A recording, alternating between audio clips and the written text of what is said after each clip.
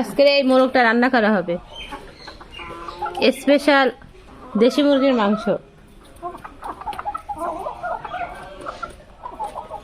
Facebook পেজে সকল বন্ধুদের আমার বাসা দাওয়াত থাকলো।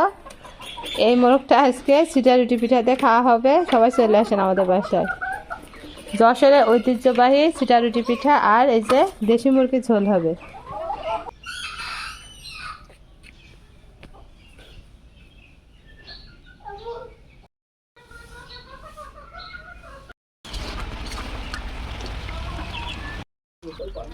বড় মাথাটা আমার হালকা